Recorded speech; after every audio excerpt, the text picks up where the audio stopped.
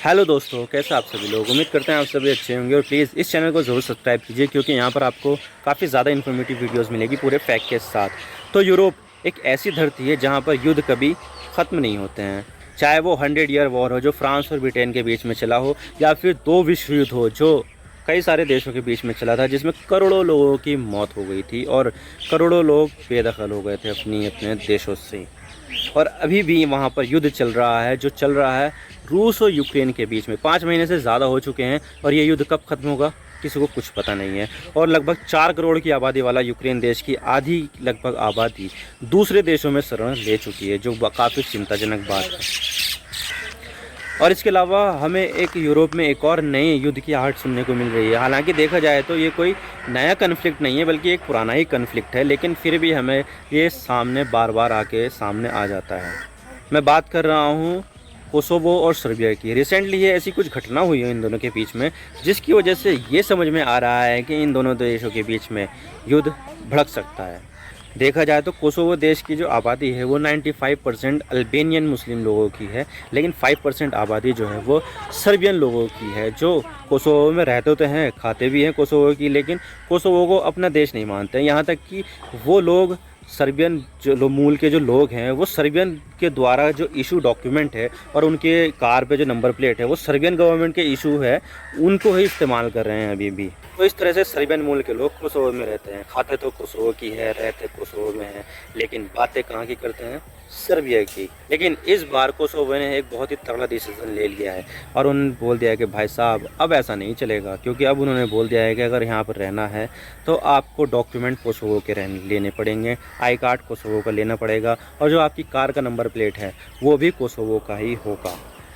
लेकिन इस चीज़ ने जो रिलेशन है दोनों देशों के बीच में, सर्बिया और कोसोवो के बीच में, उस रिलेशन में बहुत ज़्यादा टेंशन बढ़ गई है।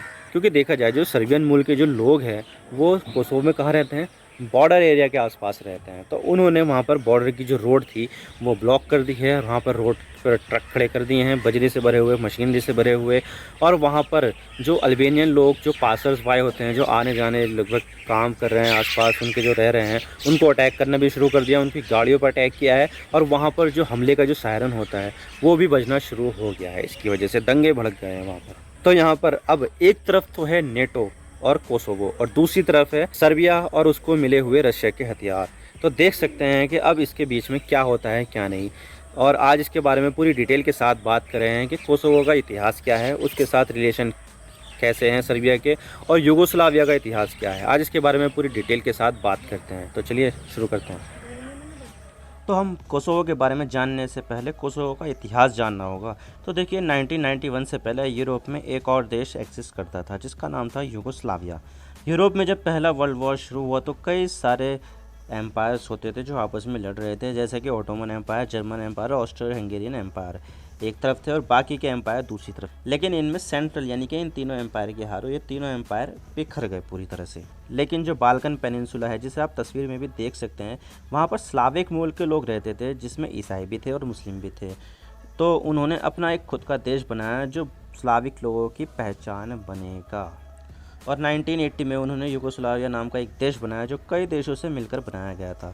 आप देख सकते हैं यूगोस्लाविया में कितने देश थे, लेकिन ये सभी स्लाविक मूल के थे, तो इनका नाम यूगोस्लाविया रखा गया। आप देश के नाम में ही इसकी पहचान छुपी हुई है।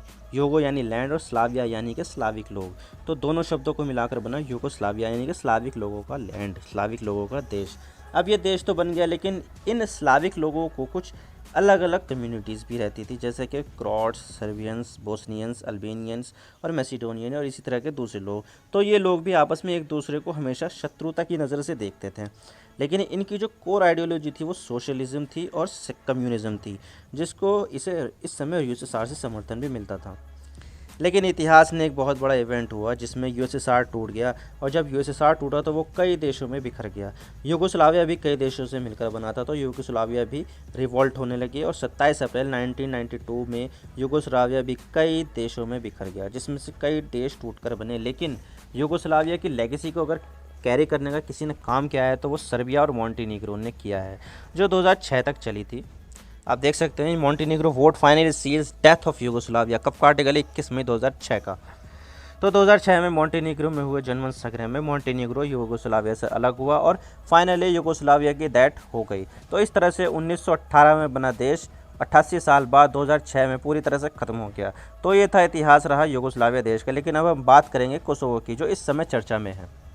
तो कोसोवो सर्बिया का हिस्सा होता था, लेकिन कोसोवो की मेजॉरिटी पॉपुलेशन अल्बेनियन मुस्लिम थी। तो वहाँ पर हमेशा से एक अलग देश बनाने की मांग की जाती रही और इसलिए 1974 में कोसोवो एक देश तो नहीं बन पाया, लेकिन कोसोवो को कुछ ऑटोनॉमी मिल गई, जैसे कि कुछ कानून बनाने का अधिकार मिल गया। लेकिन कोसोवो की विदेश नीति और आर्मी पर डायरेक्टली यूगोस्लाविया का कंट्रोल होता था और इसी तरह से 6 और जगहों को ऑटोनॉमी दे दी गई, जो बाद में अलग देश भी बने। लेकिन 1981 में फिर एक बार कोसोवो को एक अलग देश बनाने की डिमांड हुई और इसके लिए प्रोटेस्ट भी हुए। लेकिन यहाँ पर प्रोटेस्ट के साथ साथ दंगे भी हो गए, जिसमें यूगोस्लाविया ने बड़े ही वॉयलेंट तरीके से दबा दिया और इसमें कई लोगों को कोसोवो की जान चली गई। इसी तरह यूगोस्लाविया में डिक्टेटर शासन में है, जिसका नाम था स्लोबोडन मिलोसेविक, जो सर्बियन लोगों में डर दिखाते थे कि कोसोवो के लोग आपको मार देंगे और आपका अगर कोई बचा सकता है वो मैं हूँ, यानी कि डर दिखा के वो लोगों को भरोसा जीतता था और इसी तरह से वहाँ पर वो डिक्टेटर बन गया। और इसके बाद स्लोबोडन ने कोसोवो का जो ऑटोनोमस स्टेट होने का दर्जा था वो ख़त्म कर दिया और जितने भी अल्बेनियन मुस्लिम थे जो सरकारी नौकरी में थे उनको नौकरी से हटाकर सर्बियन लोगों को उनकी जगह पर नौकरी पर रख दिया।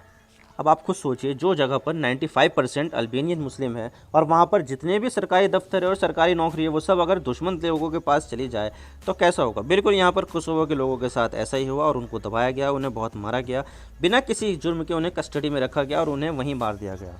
इसके बाद इन ज़्यादतियों और टॉर्चर के कारण कोसोवो के लिए पीसफुल रेजिस्टेंट मूवमेंट चलाया गया, लेकिन उसको भी यूगोस्लाविया के टूटने के बाद सर्बिया ने बेहद ही खतरनाक ढंग से दबाया और लोगों के ऊपर अनप्रोवोक्ड फायरिंग कर दी और कोसोवो के लोगों को मार दिया गया। कोसोवो के लोगों ने दुनिया भर में मौजूद अल्बेनियन मूल के लोगों से मिले पैसों से एक अलग सरकार बनाने की कोशिश भी की, लेकिन वो सब फेल हो गई क्योंकि सर्बिया को पैसा और हथियार लगातार रूस से मिल रहा था। तो ऐसे में कोसोवो के लोगों की हार की कोशिश जो है नाकाम हो रही थी, जिससे वो अपनी आज़ादी मांगते। किससे मांगते वो आज़ादी?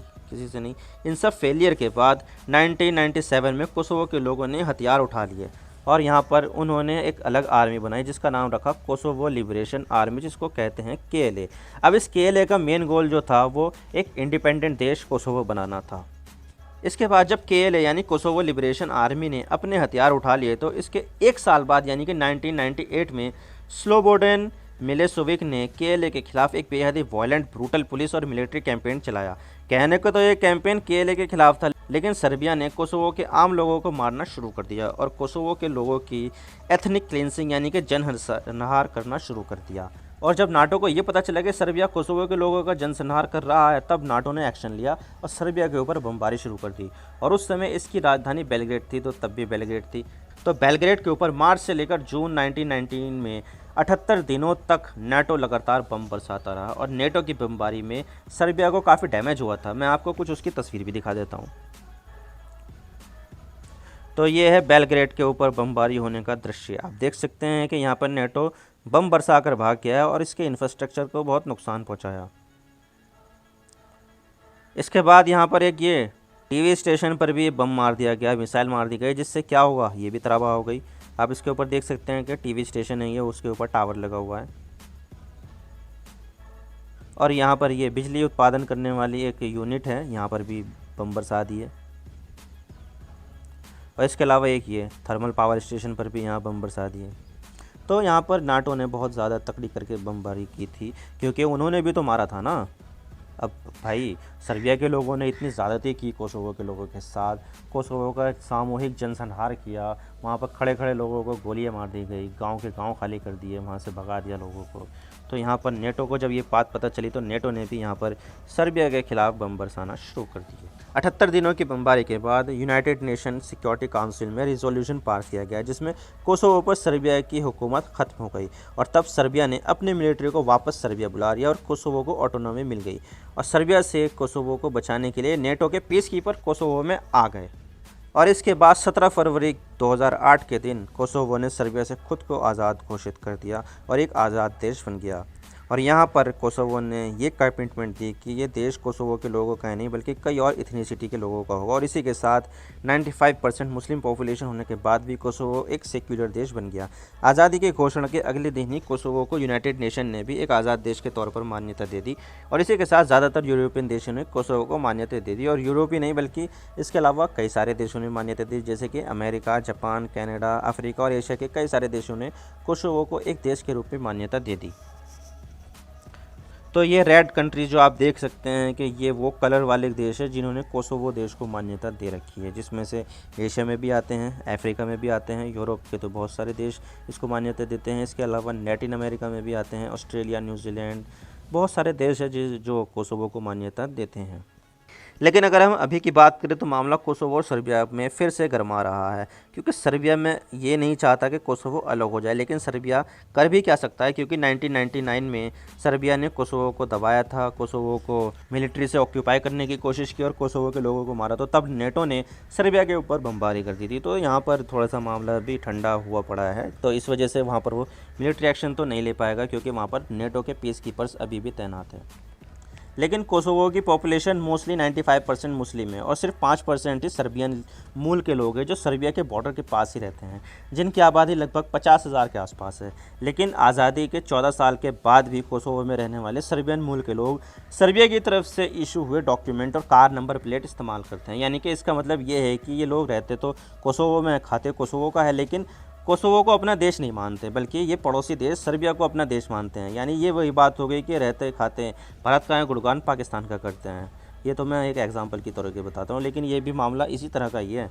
तो ऐसे तो नहीं चलेगा ना, जहाँ पर रहते हैं वहाँ के डॉक्यूमेंट्स कैरी करने पड़ेंगे, वहाँ के कार नंबर प्लेट लेना पड़ेगा, तो सारी चीज़ें वहीं की होनी चाहिए ना। तो अलग अलग देश के डॉक्यूमेंट होने के कारण कोसोवो ने यहाँ पर जो सर्बियन लाइसेंस प्लेट वाली कार है उनको बैन कर दिया, जिसकी वजह से कोसोवो और सर्बिया में फिर से टेंशन देखने को मिल रही है। आप देख सकते हैं, tension between Serbia and Kosovo erupt once more over licence plate. कब का आर्टिकल है? 1 अगस्त का आर्टिकल है। तो यहाँ पर फिर से बहुत ज़्यादा टेंशन हो गई है सर्बिया और कोसोवो में। फिर जैसे ही नंबर प्लेट वाला डिसीजन लिया गया तो उसके बाद कोसोवो की पुलिस और वहाँ पर मौजूद सर्बियन लोगों ने टेंशन और बढ़ गई, और इसी के साथ ही पुलिस ने रोड भी ब्लॉक कर दिया। तो उसके बाद सर्बियन लोगों ने रेत बजरी और मशीनों से भरे ट्रकों को बॉर्डर एरिया के पास पार कर दिया, और फिर कोसोवो की सरकार ने भी बॉर्डर क्लोज कर दिया। और इसके बाद यहाँ पर बहुत ज़्यादा फायरिंग की आवाज़ें आई। संडे के दिन police said there were shots fired in the direction of police unit but fortunately no one was wounded. यानी कि यहाँ पर फायरिंग भी हुई है दोनों के बीच में, सर्बियन लोगों के बीच में और कोसोवो की पुलिस के बीच में, लेकिन यहाँ पर किसी की अभी कोई घायल अवस्था में नहीं है। लेकिन यहाँ पर कुछ जो प्रोटेस्टर थे, जो सर्बियन लोग थे, उन्होंने अल्बेनियन लोगों को जो वहाँ से गुजर रहे थे उनको मार दिया, उनको पीट दिया और उनकी कार को अटैक कर दिया। और इसके अलावा एयर रेड्स वहाँ पर सुनाई दे रहे हैं, 3 घंटे तक एयर रेड सुनाई दिए हैं नॉर्थ मित्रोवा सिटी में, जो सर्ब मूल के हैं। यानी कि इसका मतलब ये है कि जब ये एयर रेड सुनाई देते हैं, इसका मतलब यहाँ पर ये है कि वो शहर में खतरा है, बमबारी हो सकती है या फिर फायरिंग हो सकती है। इसका मतलब ये होता है जब एयर रेड सुनाई दे। और इससे 1 साल पहले भी सर्बियन लोगों ने उसी रोड को वापस से पहले भी ब्लॉक कर दिया था, और इस मुद्दा तो यही था ना कि लाइसेंस प्लेट का मुद्दा था। तब कोसोवो की गवर्नमेंट ने वहाँ पर जो सर्बियन नंबर प्लेट की जो कार थी उसको बैन कर दिया था, लेकिन वो वापस से ले लिया था डिसीजन, कोसोवो की सरकार ने उनको अलाउ कर दिया था। लेकिन इसी बीच वहाँ पर जो बेलग्रेड के फाइटर जेट्स थे, यानी कि सर्बिया के फाइटर जेट्स थे, वो बॉर्डर के आसपास बहुत ज़्यादा चक्कर लगा रहे थे। यानी कि इसका मतलब ये था कि बेलग्रेड की सेना बिल्कुल तैयार थी जंग के लिए, फाइटर जेट भी तैयार थे, वो कभी भी किसी भी समय यहाँ पर बमबारी कर सकते थे। और इसके अलावा जो कोसोवो के जो प्राइम मिनिस्टर है एल्बिन कुर्ती, उन्होंने यहाँ पर सर्बिया के प्रेसिडेंट के ऊपर ब्लेम डाला है कि उन्होंने टेंशन बढ़ाई है, क्योंकि यहाँ पर जो सपोर्ट करती है सर्बिया अपने सर्बियन लोगों की कर रही है, तो यहाँ पर उनको इंस्टिगेट कर रहा है सर्बिया, और यहाँ पर पैसों से फंडिंग कर रहा है, मोरल सपोर्ट दे रहा है, और मिलिट्री बैकिंग तो वहाँ से बॉर्डर पार से मिल ही रही है। तो यहाँ पर इस तरह से यहाँ पर एलिगेशन लगा रहे हैं जो काफ़ी हद तक सच भी हो सकते हैं, क्योंकि यहाँ पर सर्बिया ऐसा करता भी है। लेकिन सर्बिया ने ऐसा कहा है कि यहाँ पर कोसोवो की जो गवर्नमेंट है वो डिसइंफॉर्मेशन फैला रही है सोशल मीडिया के माध्यम से और फेक अकाउंट के ज़रिए। तो यहाँ पर टेंशन बहुत ज़्यादा बढ़ रही है दोनों देशों के बीच में। सर्बिया इसके ऊपर इल्ज़ाम लगा रहा है तो कोसोवो इसके ऊपर इल्ज़ाम लगा रहा है। तो ऐसे में यहाँ पर एक तरफ कोसोवो और नेटो है तो दूसरी तरफ है सर्बिया और उसको मिले हुए रूस के हथियार। अब इंतज़ार तो है गोली चलने का, और अगर एक गोली चल गई तो वॉर ये शुरू हो जाएगा और फिर हमें देखने को मिलेगा यूक्रेन और रशिया वॉर के अलावा एक और वॉर जो होगा कोसोवो और सर्बिया के बीच में। आप इसके बारे में क्या सोचते हैं, आप हमें कमेंट सेक्शन में ज़रूर बताइएगा। आप मेरे इंस्टाग्राम पर भी जुड़ सकते हो। आप सिंपली जाइए इंस्टाग्राम में और सर्च कीजिए I_इमरान सिद्दीकी और आप मुझे फॉलो कर सकते हैं। इसके अलावा आप मुझे ट्विटर पर भी फॉलो कर सकते हैं, यहाँ पर भी सेम ही यूज़र नेम है I_इमरान सिद्दीकी। तो दीजिए मुझे इजाज़त, मैं मिलता हूँ आपसे नेक्स्ट वीडियो में। अगर आपको वीडियो थोड़ी सी भी पसंद आए तो चैनल को ज़रूर सब्सक्राइब कीजिए। Thank you for watching. I really appreciate your precious time. God bless you all. Now signing off.